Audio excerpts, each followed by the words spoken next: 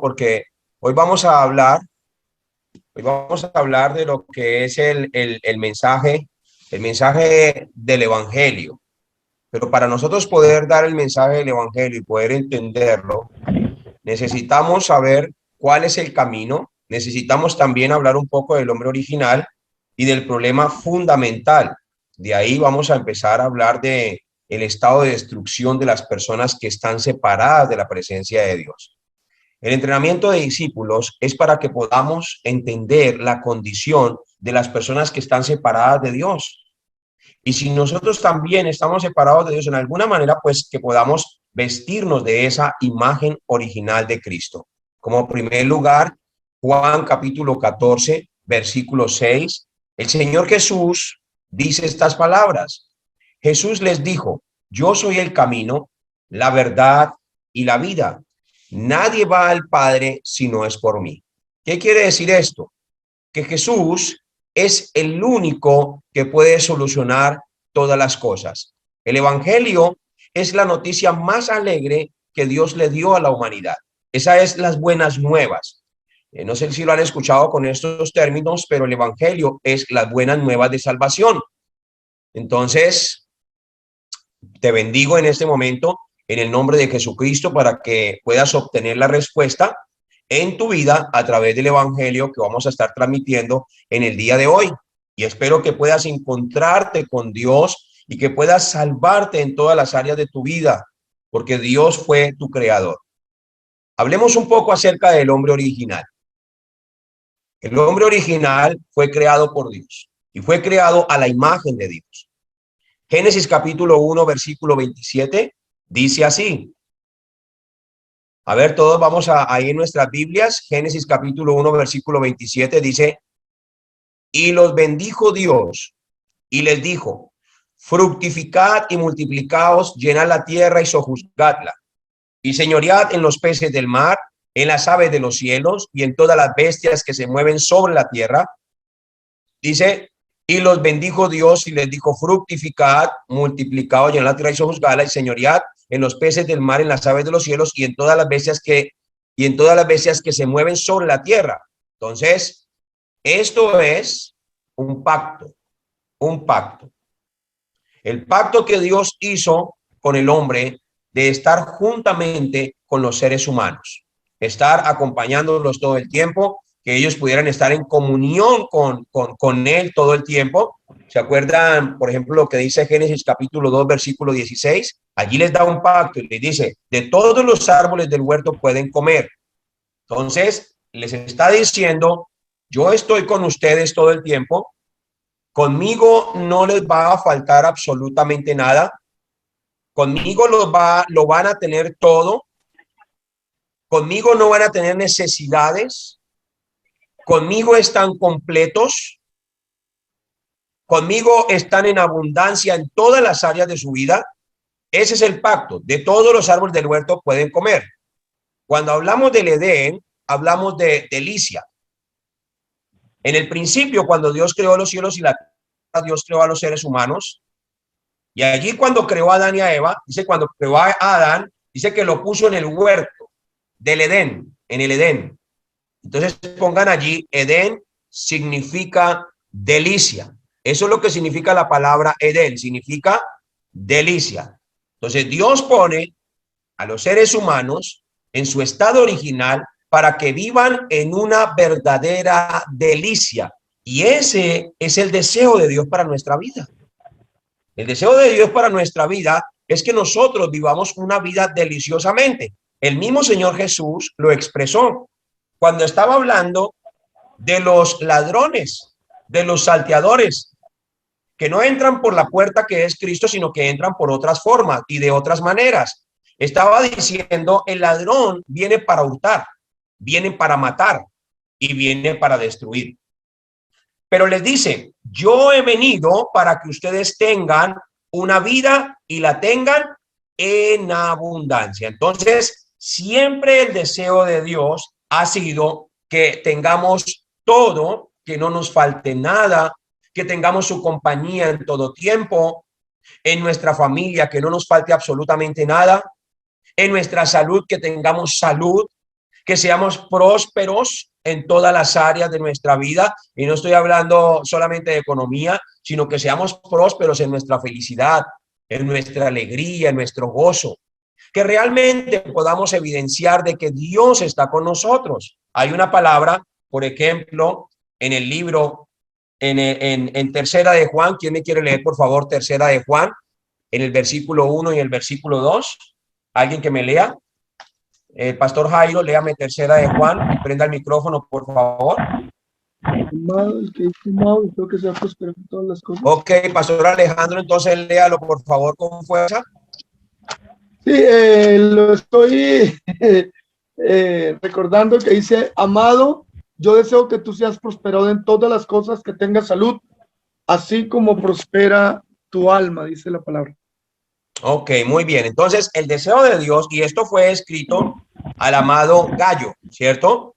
Esto era una carta que estaba escribiendo Juan a un hermano llamado Gallo, ¿sí? Que también tenía muchas necesidades y muchas preguntas respecto a muchas áreas de su vida. Y él estaba diciendo, amado, yo deseo que tú seas prosperado en todas las cosas, así como prospera mi alma. Mira, hace énfasis a su alma, es decir, a sus sentimientos, a sus emociones.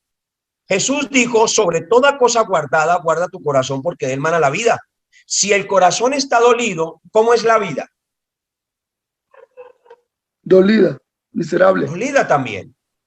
Los sentimientos duelen, las emociones duelen. Entonces, así mismo va a ser el pensamiento. Entonces, el deseo de Dios siempre hacia los seres humanos es de que sean prosperados en todas las cosas, pero sobre todo que tengan salud y sobre todo que su alma esté siempre en alineamiento con Dios. Entonces, a eso es lo que llamamos también el Edén. Estar en la presencia de Dios es el Edén. Estar en la voluntad de Dios es el Edén. El estado del hombre original es disfrutar todas las cosas en el Edén, en la delicia, porque para eso Dios creó el estado original del hombre y lo puso allí en el huerto del Edén y le dio de todo para que sintiera la compañía de Dios. Tú necesitas realmente sentir la compañía de Dios para que pudiera tener una buena comunión con Dios. Así como tú y yo debemos empezar a tener esa buena comunión con Dios y no permitir que nada nos saque de esa comunión. Estar en la comunión con Dios significa tenerlo todo, poseerlo todo, tener la protección de Dios. Por eso el Señor les dice allí en Génesis capítulo 1, versículo 28. Dice, y los bendijo Dios. Miren, aquí hay algo muy importante. Ellos tenían la bendición de Dios para poder ir a trabajar. Entonces, antes de nosotros ir a trabajar, emprender cualquier proyecto, emprender cualquier cosa, hasta una relación. Escuchen aquí, hasta una relación. Porque muchas veces tenemos fracasos en diferentes áreas porque no tenemos la bendición de Dios. Y la bendición de Dios es la aprobación total del Señor. Entonces dice, y los bendijo Dios y les dijo, fructificad, multiplicaos, llenad la tierra y sojuzgadla y señoread en los peces del mar, en las aves de los cielos y en todas las bestias que se mueven sobre la tierra. Entonces, esto es el pacto. El Señor les está diciendo, yo estoy con ustedes, yo los bendigo, yo los protejo, conmigo no les va a faltar nada, van a ser fructíferos, van a estar protegidos, van a estar bendecidos en todas las áreas, todo lo que hagan será de bendición. Ese es el diseño del hombre original. Pero ¿cuál fue el problema fundamental después de que fue establecido este diseño? Pongan mucha atención aquí. Ellos fueron engañados. Fueron engañados por la serpiente antigua. En Génesis capítulo 3, versículo 1 al 5, allí vino el diablo. Vayan anotando las escrituras y ustedes las van leyendo allí haciendo un repaso en sus casas. En Génesis capítulo 3, versículo 1 al 5, allí vino el diablo y los hizo caer en pecado.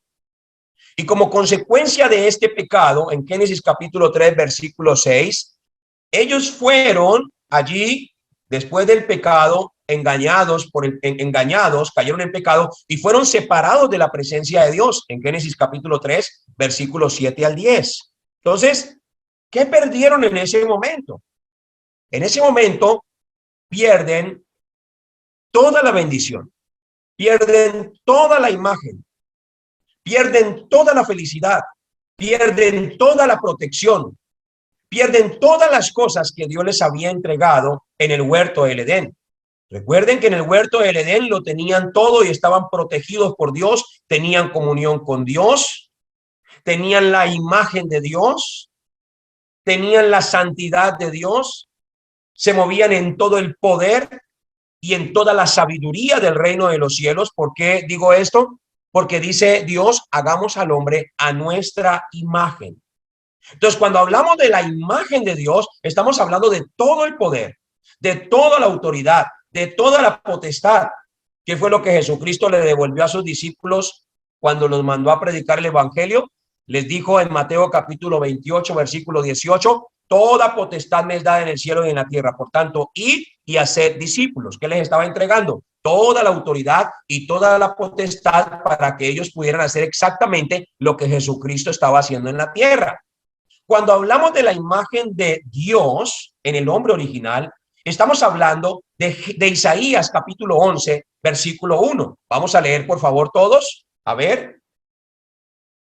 Quiero que todos cojan sus Biblias y vamos a leer Isaías todos juntos para que veamos un rasgo de lo que representa el hombre original. Isaías capítulo 11, versículo 1. Me avisan cuando lo tengan, me hacen así con la manito. Ok, Janet Caro, bienvenida, qué alegría que estés con nosotros. Chévere, bien, bien, bien, excelente. Ok, entonces vamos a ver unos rasgos de lo que representa el hombre original en el huerto del Edén. ¿Y qué fue lo que se perdió? Entonces dice así, versículo 1. Saldrá una vara del tronco de Isaí y un vástago retoñará de sus raíces y reposará sobre él el espíritu de Jehová. Dice, espíritu de sabiduría. Entonces, ¿qué se perdió? Diga conmigo, se perdió la sabiduría. Espíritu de inteligencia. ¿Qué se perdió? Se perdió la inteligencia celestial. Espíritu de consejo. Se perdió el consejo. Espíritu de poder. Se perdió todo el poder que había en el huerto del Edén. Espíritu de conocimiento. Mire, el conocimiento intelectual de Adán y Eva en el huerto del Edén, ellos se movían al 100% del cerebro. Hoy, ¿a cuánto nos movemos en nuestro cerebro? ¿Como al 6%? ¿Como al 4%? Creo que Einstein llegó como a utilizar el 10% de su cerebro, si no estoy mal. Pero en el huerto del Edén tenían todo el conocimiento de Dios y dice, y de temor de Jehová. Es decir, de que respetaban totalmente la presencia de Dios y la palabra de Dios, porque estaba con ellos. Pero miremos el versículo 3. El versículo 3 dice así, y le hará entender diligente en el temor de Jehová, no juzgará según la vista de sus ojos, ni arguirá por lo que oigan sus oídos. En el huerto del Edén, los oídos estaban tan santificados porque estaban conectados con Dios. Los ojos estaban tan santificados porque estaban conectados con Dios. Hoy todo lo juzgamos según la vista de nuestros ojos y hoy todo lo definimos según por lo que oyen nuestros oídos. Y mire, démonos cuenta que en el estado del hombre original dice, y le hará entender diligente en el temor de Jehová, no juzgará según la vista de sus ojos, ni arguirá por lo que oigan sus oídos, sino que juzgará con justicia a los pobres y arguirá con equidad por los mansos de la tierra y herirá la tierra con la vara de su boca y con el espíritu de sus labios matará al impío. Aquí estamos hablando del estado de autoridad que tenía realmente el hombre en el huerto del Edén. Todo esto se perdió. Otra definición de la imagen de Dios. Se prendió el micrófono de Carolina, creo que ya lo apagaste. Otra definición de lo que representa la imagen de Dios en la vida del hombre. Recuerden que Jesucristo se montó en una barca con sus discípulos y ellos fueron allí mar adentro. Y dice la palabra del Señor que Jesús, él estaba durmiendo en la popa allí de la barca. ¿Recuerdan esa historia? Estaba dormidito, estaba tranquilo, porque ese es el estado del hombre original. Jesús es la imagen de Dios y nosotros estábamos creados a la imagen de Cristo en el principio, en el huerto del Edén. Cuando estábamos en el huerto del Edén, diga conmigo, cuando estábamos en el huerto del Edén, éramos a la imagen de Cristo. Entonces, cuando Jesús se monta en esa barca y se levanta esa tempestad, él estaba asustado, él estaba lleno de terror, él estaba con lágrimas, él estaba ansioso. ¿Cómo estaba él? Dormido. Estaba dormido. Dese cuenta, ese es el estado original de los hijos de Dios en el huerto del Edén. Entonces, cuando Dios nos creó a su imagen. Entonces, cuando los seres humanos cayeron en pecado y fueron separados de la presencia de Dios, perdieron esa confianza, perdieron esa seguridad, perdieron la felicidad familiar.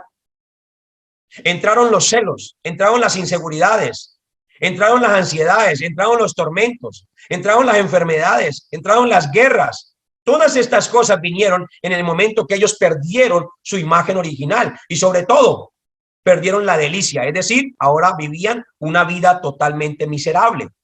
Otra definición de lo que representa la imagen de Dios en el huerto del Edén.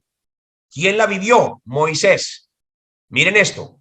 Moisés, a él le fue entregada una vara de autoridad para que fuera a hacer la evangelización mundial. Moisés fue enviado hacia Egipto porque el pueblo de Dios había clamado durante 430 años para ser liberado. Tenía que levantarse un prototipo de Cristo con la autoridad de Cristo, con los milagros de Cristo, con el poder de Cristo que Dios Padre estaba entregando. Entonces Moisés se va con esta vara de autoridad después de haber salido de la zarza y haber sido comisionado dentro de la zarza. Allí en la zarza estaba recibiendo el Pentecostés del Antiguo Testamento y fue enviado con la lengua de fuego. Dios le dio la orden y le dijo, le vas a decir esto a Faraón. Y se fue para allá. Entonces él se fue con la vara y con la autoridad de Dios, con la imagen de Cristo. Y cuando estaba enfrentando a Faraón, tenía que hacer señales. Y vamos a ir aquí despacio. Existe el mundo de las tinieblas y la corriente de Satanás, y existe la corriente de Cristo con el poder de Dios. Moisés tenía una vara. Los hechiceros también tenían cada uno sus varas. Entonces, cuando se presentó ante Faraón, Moisés tiró su vara al suelo para demostrar que Dios lo había enviado. Pero también los hechiceros tiraron sus varas y se convirtieron las 3 varas en serpientes. Vemos que Satanás tiene un poder donde hace que las cosas se materialicen y se desmaterialicen también, así como lo hace Dios. Pero hay algo. Después de esto, Dios le dice a Moisés, ve y convierte el agua en sangre. Entonces Moisés, con la vara de autoridad, convirtió las aguas en sangre y los hechiceros también pudieron convertir el agua, de alguna manera, se volvió roja. Entonces, estaban haciendo lo mismo con un prototipo de autoridad que no venía de parte de Dios, sino que venía de parte de la maldad. Pero hay algo. Satanás siempre tiene un poder limitado. El poder de Dios va al 100%. El poder de Dios nunca se acaba. El poder de Satanás es limitado. Diga conmigo, el poder de Satanás es limitado. El poder de Dios es omnipotente. Es decir, es el todopoderoso. No hay nada imposible para él. Entonces, después de que pasó lo de las serpientes y pasó lo del agua que se convirtió en sangre, ahí Dios le dice, bueno, ahora ha de descender granizo del cielo. Y los hechiceros que trataban de imitar el poder de Dios, con el poder de Satanás, con un poder limitado, veían que caía granizo del cielo y decían, ah, no, esto nosotros no lo podemos hacer tampoco. Pongan atención. Estaban aquí a la par. Después Moisés empieza a subir por encima de ellos. Granizo. Y ellos dijeron, nosotros no lo podemos hacer. Después Dios le dijo a Moisés, haz que salgan ranas del río. Y salieron miles y millones de ranas del río que llenaron toda Egipto. Y ellos dijeron, nosotros tampoco lo podemos hacer. El poder de Satanás empezó a quedar abajo. ¿Qué quería mostrar Dios? La imagen de Cristo a través de Moisés. Después dijo que salgan las langostas y que destruyan todos los cultivos y todas las cosas. Entonces salieron las langostas y mire dónde va quedando el poder de Satanás, porque es limitado. Pero el poder de Dios es ilimitado. Y así continuaron con los milagros y prodigios, y así continuaron con los milagros y prodigios, y el poder del diablo se quedó bien abajo donde tenía que estar, y el poder de Dios siempre va a ser ilimitado. ¿Me estoy haciendo entender? Entonces, cuando vemos el poder de Dios en la vida de Moisés, estamos viendo la imagen original de los seres humanos en el huerto del Edén. Recuerden que Génesis capítulo 1, versículo 28 dice, y los bendijo Dios y les dijo, fructificad, llenad la tierra y sojuzgadla. Diga conmigo, tenían el poder para sojuzgar la tierra.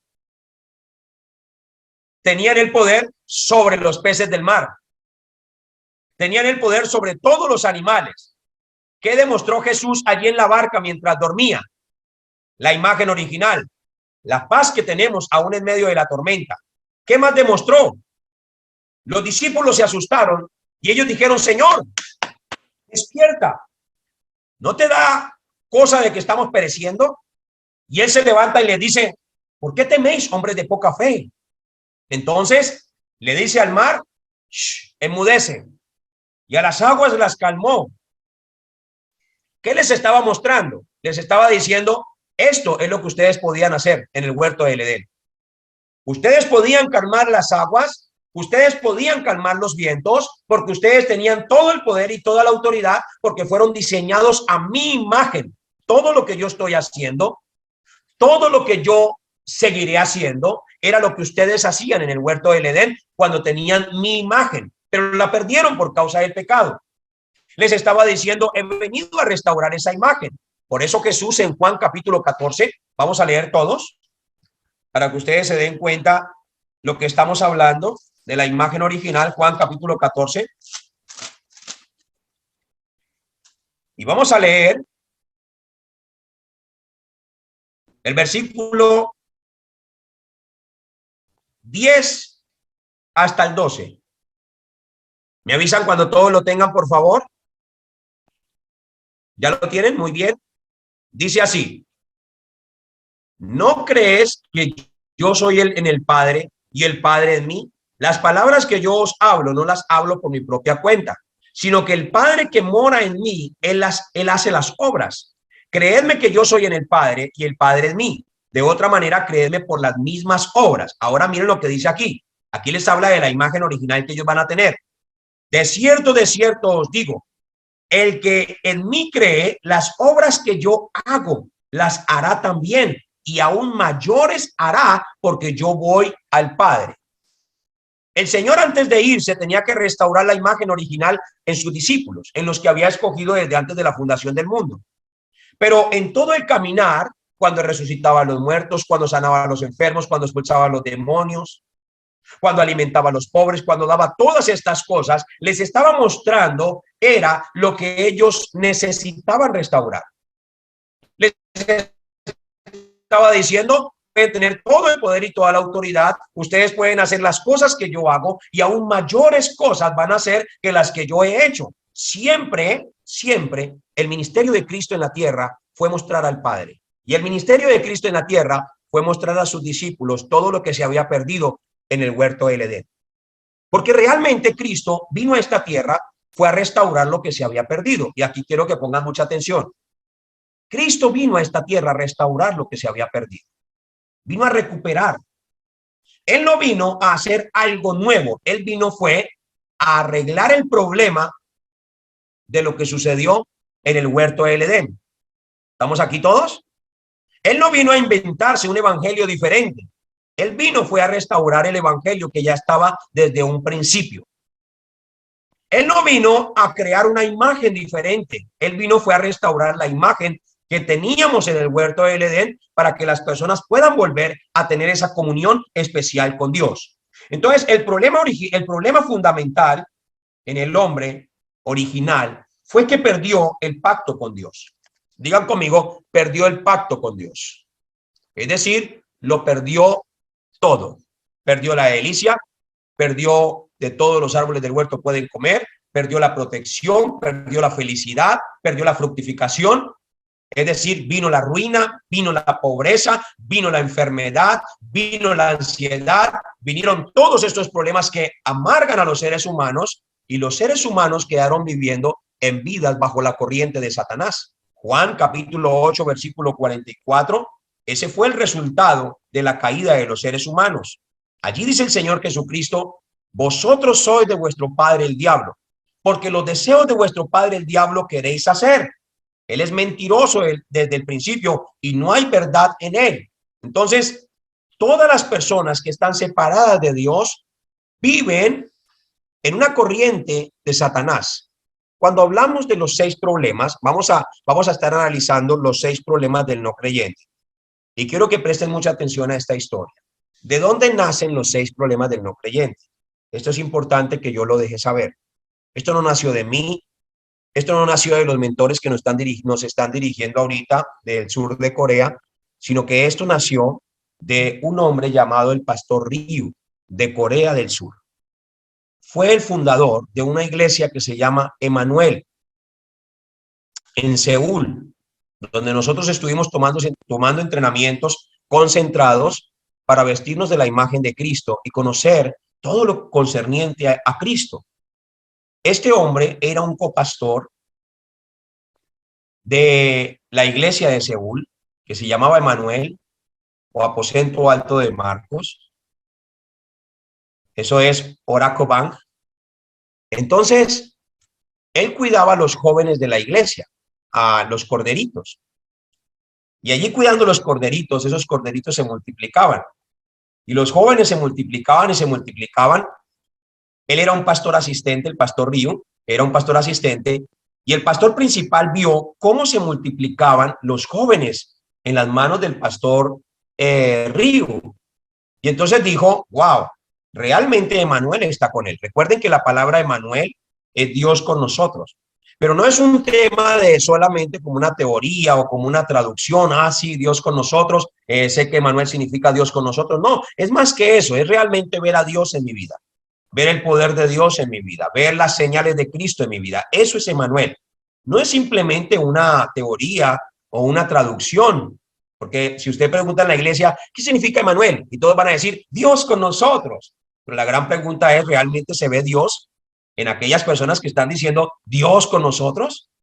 ¿Se ve a Dios con nosotros en nuestra casa? ¿Se ve a Dios con nosotros en nuestro hogar, en mi persona, en mi actitud, en mi personalidad?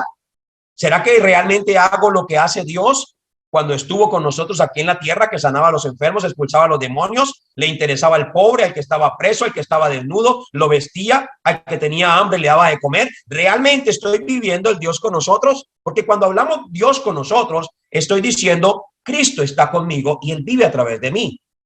Entonces el pastor principal vio al pastor Río con estas señales y había un campo blanco. Este campo blanco era el campo de la brujería más fuerte del sur de Corea. Allí iban los hombres de gobierno, allí iban las personas más prestigiosas para que les leyeran las cartas, para que les leyeran el tabaco, para que les hicieran cualquier tipo de brujería, magia blanca, magia negra. Llegaban los enfermos allá, llegaban las personas deprimidas. Y entonces, como el discípulo verdadero es aquel que va donde nadie quiere ir, a hacer lo que nadie quiere hacer y a hablar lo que nadie quiere hablar. Entonces Dios mandó a el pastor principal mandó a este discípulo para ese campo blanco donde estaba la brujería y allá se fue a vivir en medio de los brujos. Presten mucha atención a esto. Se fue a vivir en medio de los brujos y se metió en oración profunda de las 24 horas. Cuando hablo de oración profunda de las 24 horas, no necesariamente es que yo tengo que estar pegado de rodillas todas las 24 horas sin ir a trabajar y sin hacer nada más, no. Oración de las 24 horas es Primera de Tesalonicenses capítulo 5 versículo 17, que dice: orad sin cesar. En todo tiempo debo estar en conexión con Dios. Eso es disfrutar a Emmanuel. ¿Cómo estaba Adán y Eva todo el tiempo en el huerto del Edén? En la presencia de Dios, en comunión con Dios. No necesariamente estaban hablando con él, pero estaban en comunión con él. Estaban disfrutando de su presencia. Y allí, disfrutando de su presencia, en medio de los brujos y en medio de todos esos lugares que las personas llegaban, en medio de adivinos, espiritistas y todo, allí estaba él disfrutando a Emmanuel, disfrutando a Emmanuel. Y le dijo al Señor: Señor, muéstrame los problemas del no creyente. Y empezó a caminar por las calles y empezó a darse cuenta del primer problema. Vio que eran hijos del diablo y que seguían la corriente de Satanás. Entonces, el primer problema que él definió es que las personas separadas de la presencia de Dios tienen un problema de identidad y un problema de paternidad. Viven en las corrientes de Satanás, esclavos por Satanás, y hacen todo lo que Satanás les dice. Por eso sufren tanto y por eso tienen una vida de miseria y sus matrimonios son una miseria, sus hogares son una miseria. Todo lo que hacen se les vuelve una miseria porque están alejados de la presencia de Dios. Otro problema que descubrió allí en el campo fue el problema de la idolatría. El problema de la idolatría. Como conclusión de la idolatría, ellos se convirtieron en siervos de Satanás, siguiendo los deseos de Satanás. Vamos a leer, por favor, Efesios capítulo 2. Efesios capítulo 2.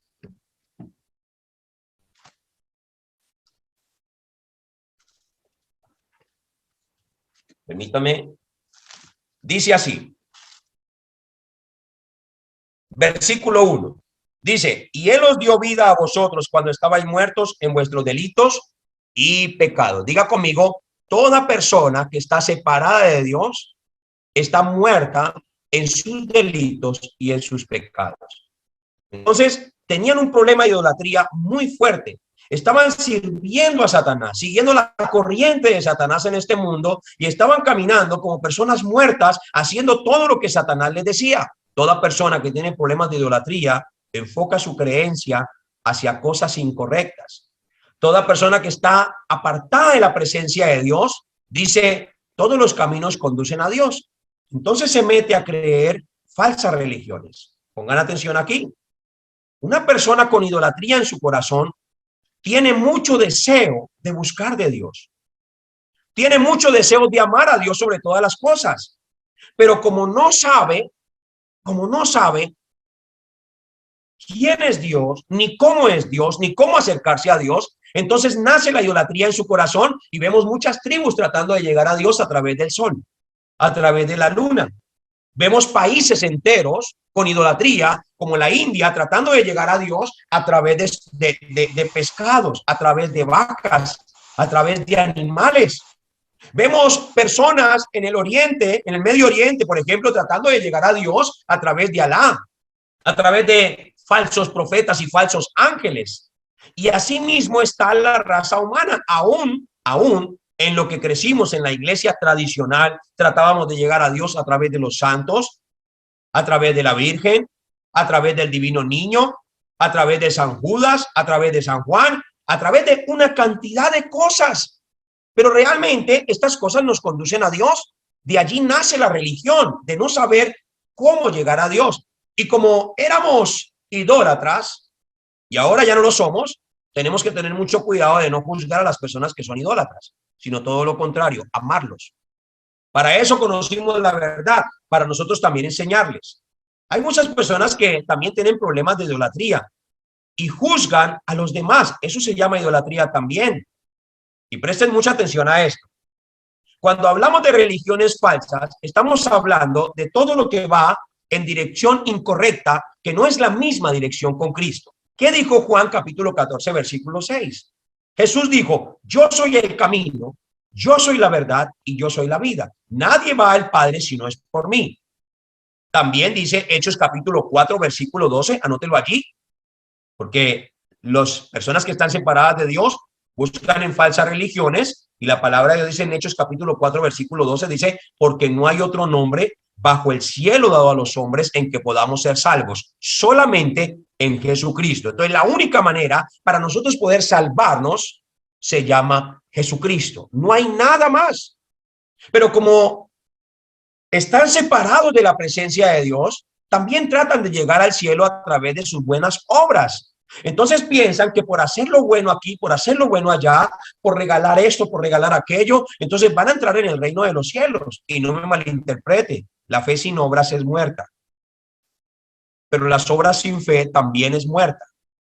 Entonces yo puedo tratar de hacer obras de justicia y tratar de hacer muchas cosas buenas para tratar en el para entrar en el reino de los cielos, pero realmente esto se convierte en obras sucias delante de Dios.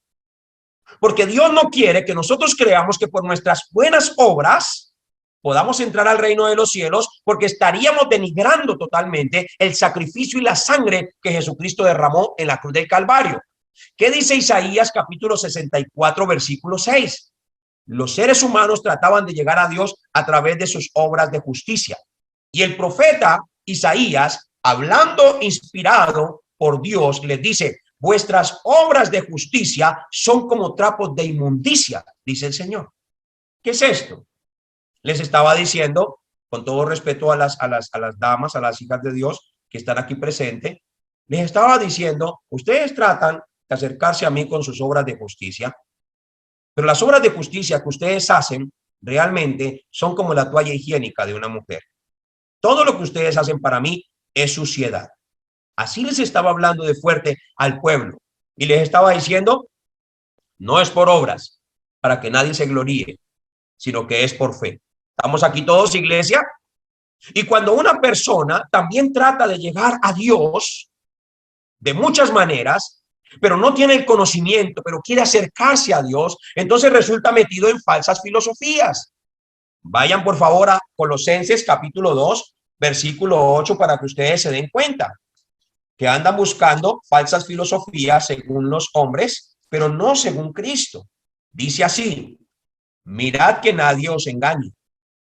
Colosenses capítulo 2, versículo 8, dice, mirad que nadie os engañe por medio de filosofías y huecas sutilezas, según las tradiciones de los hombres, conforme a los rudimentos del mundo y no según Cristo. Entonces, el mundo y el sistema de Satanás ha creado tantas diversas creencias para engañar a los seres humanos para que no se acerquen a Dios, y todos estos rudimentos son según los hombres, las creencias de los hombres, la sabiduría de los hombres, los inventos de los hombres, pero no son según Cristo. Entonces, ¿qué está diciendo el apóstol Pablo a la iglesia de los colosenses? Les está diciendo, tengan cuidado, porque allá donde ustedes están, hay muchos rudimentos y las personas están siendo engañadas con argumentos que no son según Cristo. Debemos tener mucho cuidado. Entonces, cuando una persona está viviendo bajo el poder de Satanás y bajo el servicio de Satanás, tiende a desviarse en falsas religiones. Diga conmigo, falsas religiones. Trata de llegar al cielo por sus buenas obras y resulta metido en falsas filosofías según los hombres y no según Cristo. Debemos tener mucho cuidado en esto. Las personas que están separadas de Dios con todos estos problemas también tienen un tercer problema que estaba mirando el pastor Río en la zona donde fue allí a evangelizar, y es el problema mental, problemas mentales. Han caído en ansiedades, vicios, enfermedades mentales, neurosis, insomnio, no pueden dormir, depresiones, sentimiento al suicidio, inseguridades, tormentos espirituales y muchas cosas más. ¿Y qué les dijo el Señor en Mateo capítulo 11, versículo 28? Les dijo, venid a mí todos los que estéis trabajados y cargados, que yo os haré descansar. Mira lo que dice el Señor. Esto es importante que nosotros lo podamos ver. El Señor Jesús está ante un público que está atormentado, un público cansado, un público deprimido, un público enfermo, un público que estaba esclavo de Satanás, que ya no aguantaba. Es más, muchos querían mudarse de allí y yo creo que más de uno estaba a punto de dejar el matrimonio, más de uno estaba a punto, mejor dicho, de botar los hijos, de acabar con el trabajo, de renunciar. Y Jesús los mira y les dice, vengan a mí, todos los que están trabajados y cargados, que yo los haré descansar. Estas personas estaban esclavos viviendo en una corriente del diablo y por eso tenían problemas mentales y eran por naturaleza hijos de ira, lo mismo que los demás. ¿Qué dice Efesios capítulo 2, versículo 2? Dice así, dice, en los cuales anduvisteis en otro tiempo, siguiendo la corriente de este mundo, conforme al príncipe de la potestad del aire, el espíritu que ahora opera en los hijos de desobediencia. Entonces, ese espíritu está operando en nosotros y ese espíritu está operando en muchas personas. Están enfermas, están depresivas. Y también dice el versículo 3, entre los cuales también todos nosotros, diga conmigo, todos nosotros, vivimos en otro tiempo en los deseos de nuestra carne, haciendo la voluntad de la carne y de los pensamientos. Nuestros pensamientos estaban totalmente enfermos, dice, y éramos por naturaleza hijos de ira, lo mismo que los demás. Así era nuestra condición espiritual antes de que conociéramos de Cristo. Y algunas personas que han conocido de Cristo algo siguen viviendo bajo el dominio de Satanás, con problemas de depresiones, con problemas de ansiedades. Han leído la Biblia, pero realmente no han solucionado su problema, ese problema que sucedió en el huerto del Edén. Cuando el pastor Río estaba mirando los negocios de estos brujos y de estos hechiceros, veía cómo le llevaban personas enfermas, veía personas también, otro punto muy importante, con problemas físicos, Y era lo mismo que estaba viendo allí Felipe en Hechos capítulo 8, versículo 4 al 8. Dice que él predicaba el evangelio y predicaba a Cristo, pero él sanaba a los enfermos y sanaba a todos los que estaban oprimidos por el diablo. Entonces el diablo tiene oprimida a mucha gente, enferma en sus pensamientos, enferma en su corazón, enferma en muchas áreas, y eso estaba identificando el pastor Río en estos campos de evangelismo. Lo mismo también el Señor Jesús estuvo experimentando a nivel personal todo lo que el diablo estaba haciendo en la tierra.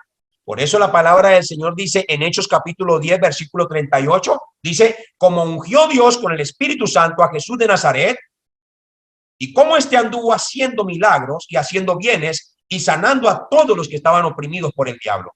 Es decir, de que el mismo Dios, el mismo Jesucristo, se dio cuenta de toda la problemática que estaban viviendo los seres humanos. Estaban teniendo problemas físicos. Y yo quiero decirles algo. Una persona que está separada de Dios tiene problemas de idolatría, sigue la corriente de Satanás, porque tiene problemas también mentales, tiene problemas físicos, tiene problemas de paternidad, son hijos del diablo, y aparte de eso también tiene problemas después de la muerte. Ese es el quinto problema.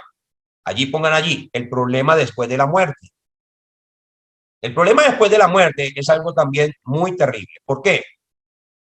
Porque Hebreos capítulo 9, versículo 27, dice que el hombre debe morir solamente una vez y después el juicio. Es decir, no hay más oportunidades. Solamente lo que tenemos en esta vida para poder encontrarnos con Cristo.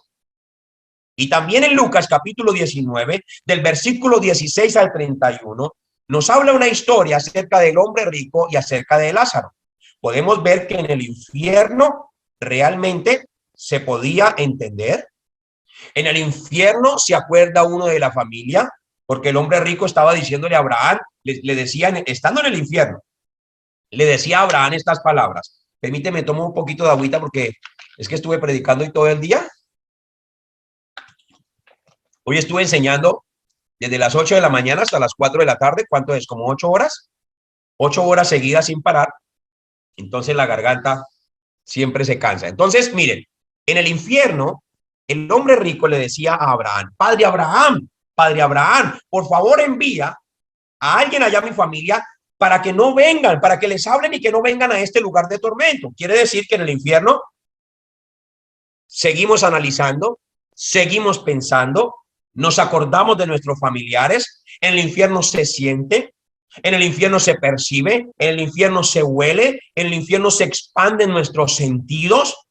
En el infierno, que es un mundo espiritual, podemos conocer a las personas sin haberlas visto.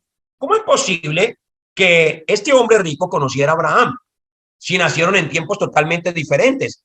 Entonces nos estamos dando cuenta que en el infierno se pueden conocer muchas cosas, se pueden saber muchas cosas, porque en el estado espiritual el alma vuelve allí a moverse en una expansión espiritual que no nos podemos mover estando aquí en lo terrenal.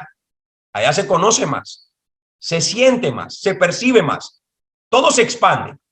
Ahora póngase usted a pensar este problema tan grave que es después de la muerte. Esas personas que tú conoces, que han muerto, ¿a dónde están? Si no solucionaron estos problemas, ¿para dónde se fueron?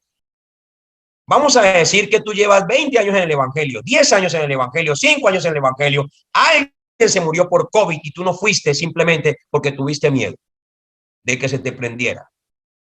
Entonces, la mayor evangelización que hiciste fue, Padre, por favor, envía a alguien allá al hospital para que le hablen de ti y para que se pueda salvar. Y entonces guarda la esperanza y la fe y dicen, no, murió, pero yo siento que murió en Cristo. ¿Cómo puedes decir algo si realmente no sabes? Hay que tener mucho cuidado con eso. Tenemos que asegurarnos que nuestra mamá, que nuestro papá, que nuestros abuelos, que nuestros tíos, que aquellos que están pasando ese momento de transición, de irse, estar seguros de que ellos se salven. Porque o si no, en el infierno van a estar gritando, pongan atención a esto, van a estar gritando, Señor, y ese sinvergüenza que vivía al frente mío, que decía que era cristiano, nunca me habló de ti, por eso estoy en este lugar de tormento. Señor, mi hermano, ¿por qué nunca dijo nada? ¿Por qué nunca me habló? Nunca me confrontó y ahora estoy en este lugar de tormento. Y allá van a estar quejándose en el infierno, porque allá se acuerdan de uno, allá se acuerdan de la familia, se acuerdan de los que son cristianos, se acuerdan de los que supuestamente conocen la verdad. Entonces, esto es un problema bastante grave que nosotros tenemos que solucionar. Primero en nuestra propia vida. Entonces, quiero hacerle esta pregunta. Si usted muere hoy, ¿a dónde va? ¿Al cielo o al infierno? Eso es importante saberlo, porque tengo que tener la seguridad. Tengo que tener la seguridad. Tengo que tener la confianza. Si el Señor Jesucristo se te aparece cuando mueras y te dices, hijo, ¿por qué tengo que dejarte entrar en el reino de los cielos? ¿Qué le vas a preguntar? Tiene que haber una respuesta. Recuerda que todos vamos a comparecer ante un juicio, tanto los más pequeños como los más grandes. Vamos a ir delante de ese juicio y los libros serán abiertos. Y tenemos que tener respuesta. Va a haber un abogado, que es nuestro Señor Jesucristo, pero tenemos que hallar respuestas. Entonces yo tengo que estar muy consciente de la gran responsabilidad que yo tengo como creyente ante todas estas personas que tienen todos estos problemas espirituales. Porque es que el peor caso, escúchenme aquí, el peor caso es que estas personas no saben que tienen todas estas cosas. Nosotros sí, ya lo sabemos, porque hemos pasado de muerte a vida, porque Cristo nos ha abierto los ojos, porque nos estamos vistiendo a la imagen de Él, porque hemos aprendido a superar y hemos aprendido a saber de que las fuerzas del enemigo no nos pueden tocar, que ya no nos hace daño. Sabemos que tenemos restauración para el pecado, para nuestras vidas. Sabemos que si un día morimos, tenemos la seguridad de que nos vamos a ir al reino de los cielos. Sabemos de que el diablo no nos toca. Sabemos de que la brujería no nos puede hacer absolutamente nada porque estamos blindados con la imagen del Señor Jesucristo y su sangre está sobre nosotros. Pero ellos no, ellos sufren. Ellos sufren. Por eso cuando tú ves una procesión de gente cargando imágenes y cargando idolatría, oye, deberías ver la consagración de ellos para adorar. ¿Cómo es posible que estas personas tan maravillosas puedan creer en una imagen? ¿Se imaginan que se les predicara la verdad? Pasarían de creer en esa imagen y de la misma manera que veneran a esa imagen, que están dispuestos a cargar esa imagen, a dar la vida por esa imagen, a sostener esa imagen, estarían dispuestos a dar la vida por el evangelio y a sostener el evangelio con sus propias vidas. Por eso no podemos juzgar a nadie ni criticar a nadie. ¿Cómo los miraba el Señor Jesucristo a todas aquellas personas que cargaban las imágenes como ovejas que no tienen pastor? Los miraba con compasión. Yo recuerdo que tiempo atrás, cuando yo veía una procesión de esas, donde las personas cargaban imágenes y salían con la Virgen y con el divino niño, yo decía, uy, qué ignorantes, hijos del diablo, se van todos para el infierno. Y yo un día también estuve ahí hasta haciendo sonar la matraca. ¿Ustedes se acuerdan la matraca del pueblo? Taca, taca, taca, taca, taca, taca, taca, taca, y ahí iba con mi abuelita y yo iba vestido de monaguillo, es decir, de acólito, con el cinturón aquí en la cintura, porque yo era el que le pasaba las hostias al cura. Yo también estaba en todo eso. Fui misionero de la Iglesia Católica. Todas esas cosas yo las hacía. Cuando pasé al cristianismo y Cristo me abrió los ojos y me mostró que todas estas cosas realmente eran por causa de la falta de conocimiento de Él, entonces me di cuenta y lo que hice fue empezar a juzgarlos. Uy, mire, qué ignorantes. Y me daba como rabia dentro de mí, porque realmente no estaba vestido a la imagen de Cristo. Todo lo juzgaba, todo lo criticaba. Creía que yo estaba en otro nivel y yo estaba en un nivel más bajo. Debemos tener mucho cuidado que nosotros, creyendo que somos cristianos, estemos viviendo todos estos 6 problemas del no creyente. Por eso es importante empezar a restaurar nuestra vida espiritual. Que nosotros empecemos a tomar decisiones radicales y decir, no, espera un momento. Creo que yo estoy siguiendo la corriente de Satanás. Creo que estoy siendo esclavo en muchas áreas. Hay que reconocer. Y debo decir, bueno, creo que tengo problemas de idolatría fuertes. Y resulto creyendo una cantidad de cosas que no tienen nada que ver con Cristo. Y creo que estoy viviendo con muchos problemas mentales porque mantengo en depresiones, mantengo en ansiedades, mantengo preocupado, mantengo cargado todo el tiempo. Y todo eso muchas veces conlleva que las personas tengan problemas físicos y constantemente piensan que se enferman. Por ejemplo, ¿cuántas personas que tenían conocimiento de Dios le tenían terror al COVID? Y sentían que por todo les daba el COVID. Y se enfermaban solamente porque querían enfermarse. Ustedes saben qué me tocó a mí cuando llegó el COVID. Me invitaron a un velorio de un hombre que había muerto por COVID. Y yo, ay, Señor mío.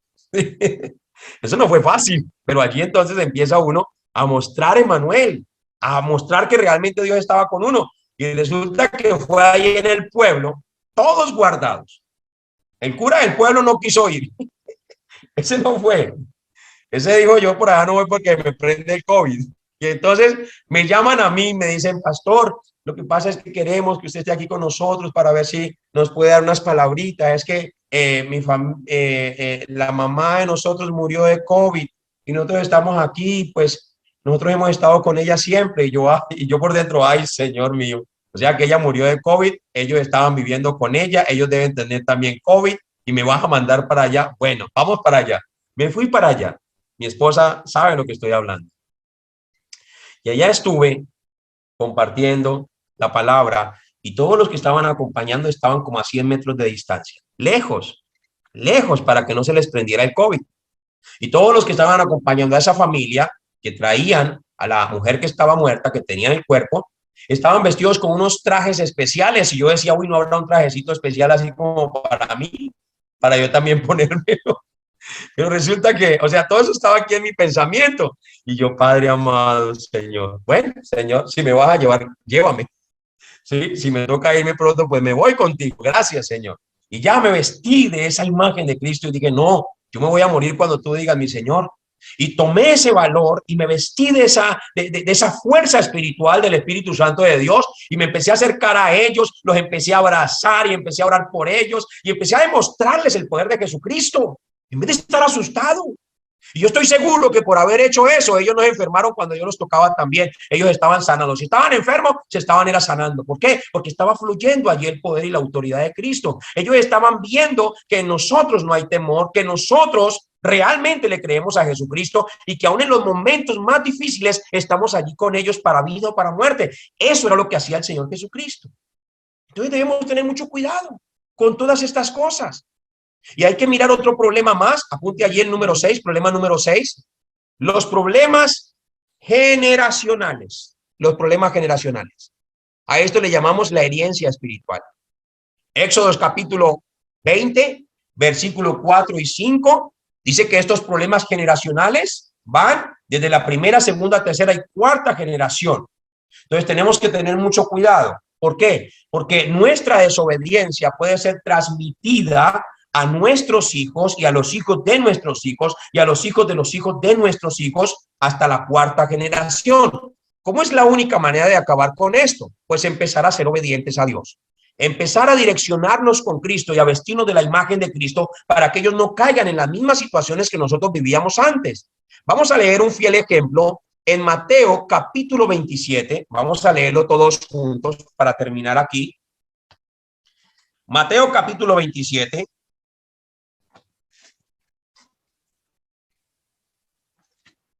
Y vamos a leer el versículo desde el 23. Aquí hay una historia de Pilatos y hay una historia también de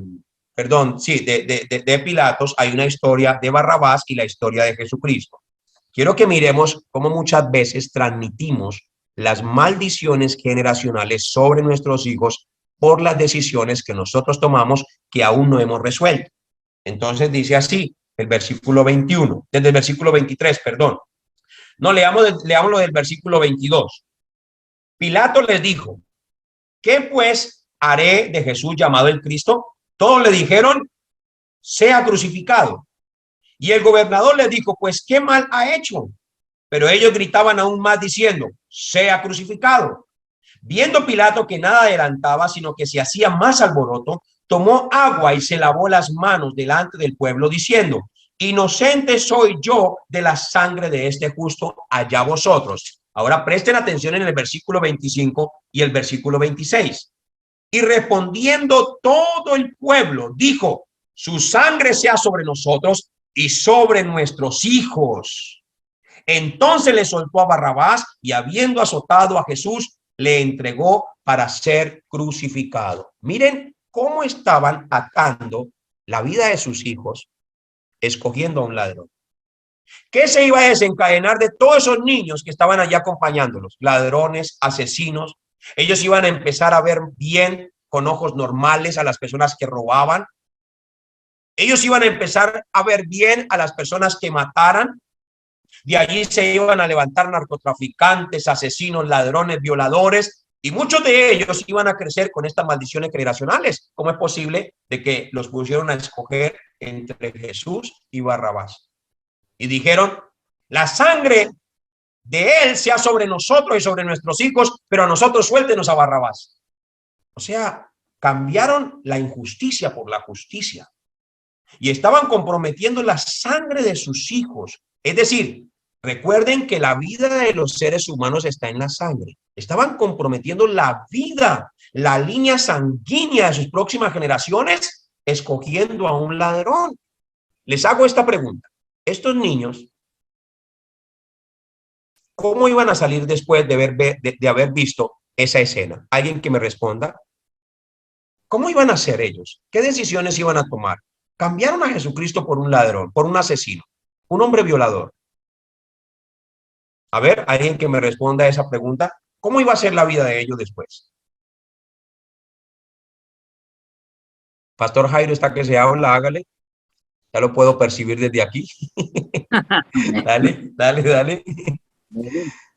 Ellos Dale, iban Pastor a Jairo. quedar enfocados en ellos iban a quedar enfocados en las cosas del mundo, en las cosas de Satanás. Ok. Es como un papá también que se la pasa tomando y se la pasa emborrachándose. Y esto se vuelve como algo habitual en la casa, delante de sus hijos. ¿Cómo van a crecer sus hijos? Pues escogiendo el trago, escogiendo las drogas. Es como un papá que golpea allí a su esposa delante de sus hijos todo el tiempo. Llega un momento en que hasta al hijo le parece algo normal eso.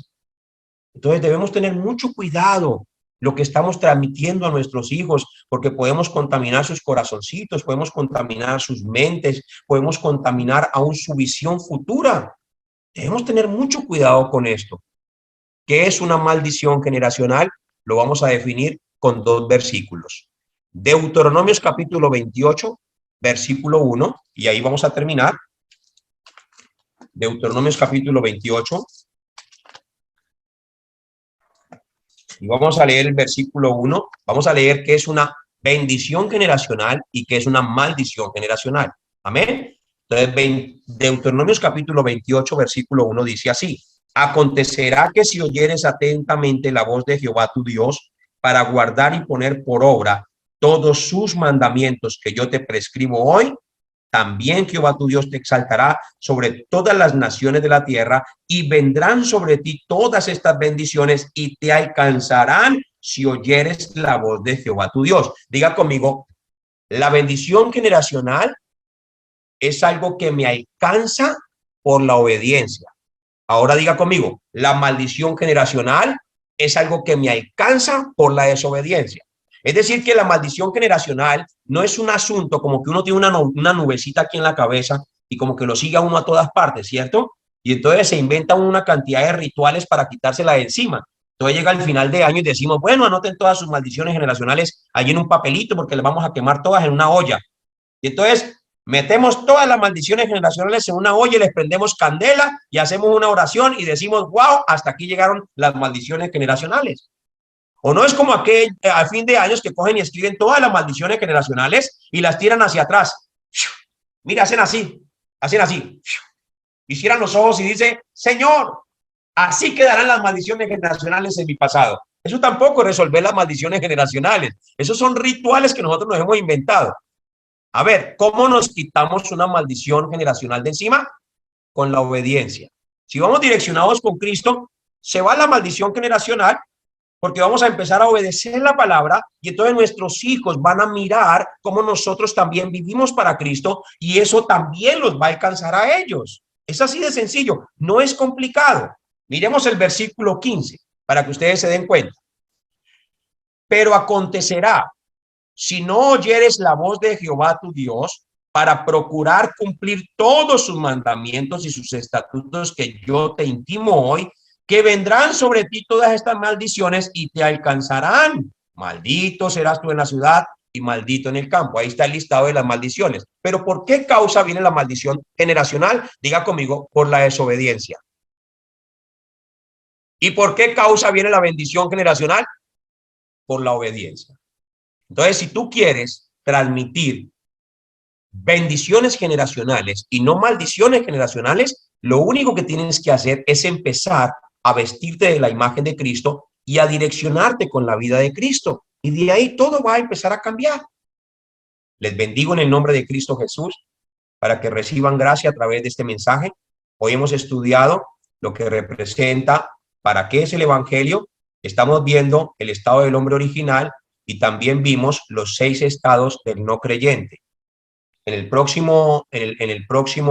próxima enseñanza vamos a estar estudiando también algo muy importante que es acerca de cómo se restauran todas estas cosas, cómo podemos salir de todas estas maldiciones, de todos estos 6 problemas del no creyente a través de la vida de Cristo, para que podamos caminar en alineamiento con Cristo. Amén.